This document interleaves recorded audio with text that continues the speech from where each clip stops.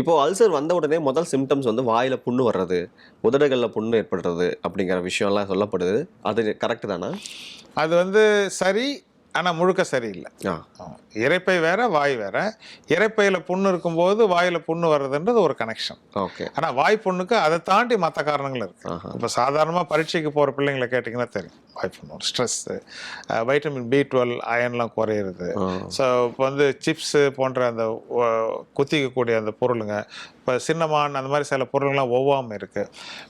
இரைப்பையை தாண்டி குடல் புண்ணு உள்ள இந்த குரோன்ஸு மேல் நாடுகள்லையும் வடநாட்டிலையும் வந்து கோதுமையில் இருக்கிற குளூட்டன் ஒன்று இருக்கு. அந்த குளூட்டன் சென்சிட்டிவிட்டி சீலியாக் டிசீஸ்ம்பாங்க. அப்புறம் வந்து சில லைக்கன் பிளானஸ் அந்த மாதிரி நம்ம டெர்மட்டாலஜிஸ்ட், டென்டல் ஓரல் சர்ஜன்ஸ் எல்லாம் கேட்டால் சொல்லுவாங்க. ஸோ வாய்ப்புண்ணுங்கிறது ஒரு பெரிய டாபிக். நீங்கள் இன்னொரு நாள் தான் என்னை வந்து அரங்கத்துக்கு கூப்பிடணும். ஓகே. இப்போ வாய்ப்புண் வந்த உடனே அது வந்து அல்சருக்கான காரணம்னு எடுத்துக்க வேண்டாம். வாய்ப்புண் வயிறு புண்ணு உள்ளவங்களுக்கு ஒரு சிலருக்கு வாய்ப்புண் வரலாம்.